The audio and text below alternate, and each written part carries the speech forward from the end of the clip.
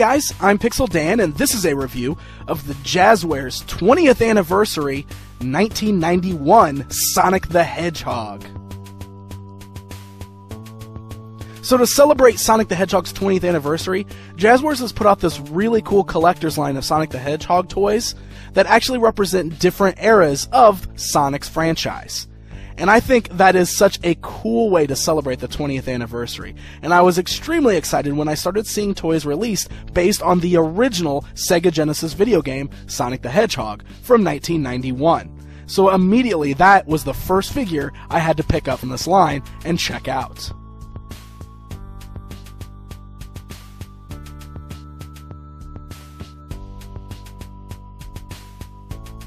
The blister card that Sonic comes in actually kind of resembles the old Sega Genesis box that the game came in. It's got that cool black checkered print on it. It's got the original Sonic the Hedgehog logo, and then a little badge on the top that lets you know this is the 20th anniversary collection. The back of that box gives you a little bit of details on Sonic the Hedgehog and shows you some of the other items Jazwares has available in this new 20th anniversary line.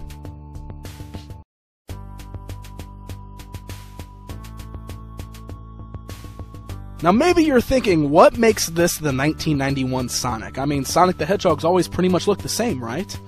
Actually, while he's always remained blue and had that cool spiked hair look, his overall design, yes, pretty much the same, but he did kind of change up over the years. One of the things about the 1991 Sonic from the original game is that he was a lot shorter, a little dumpier. He had a rounder stomach, and he was just shorter overall. You can kind of see him compared to some of the other Sonic the Hedgehog figures I have in my collection, the difference in the designs. Sonic now is drawn a lot taller with longer legs, and this one here is just shorter, rounder, as I said, and it's just my preferred look for Sonic the Hedgehog.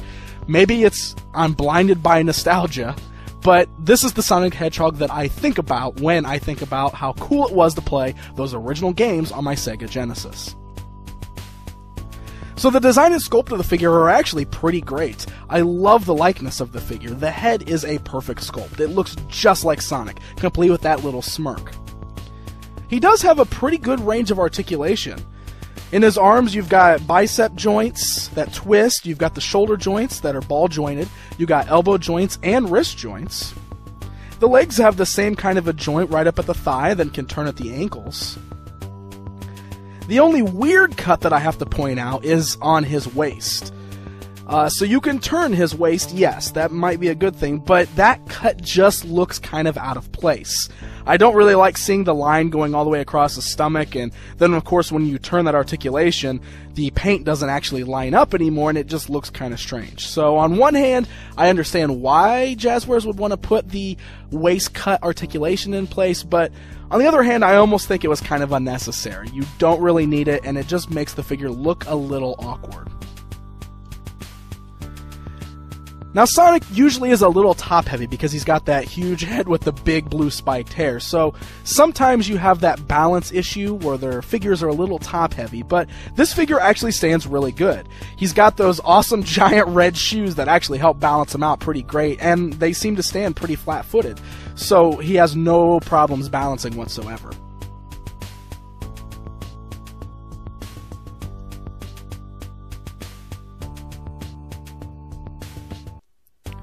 So there's been a lot of Sonic the Hedgehog action figures over time, and some of them have looked okay, some of them have been cool, others haven't been so great. And Jazwares has been doing Sonic figures for a few years now, and I've been pretty hit or miss feeling about a lot of them. Some of them are okay, some of them not so much. But this here is probably one of my absolute favorite Sonic figures that have been made in recent years. I love the 1991 design, I cannot say that enough, and I really do think that this thing turned out pretty great.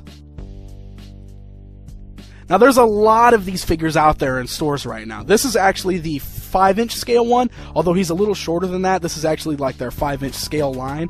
There's also a 3 3/4 inch line, which I'm definitely going to be taking a look at as well, because man, does that look cool. So if you're out in the stores, you're an old school Sonic fan, and you see these figures, you might want to grab one and pick it up, check it out, take it home, put it on your shelf. Hey, you might end up loving it. Until next time.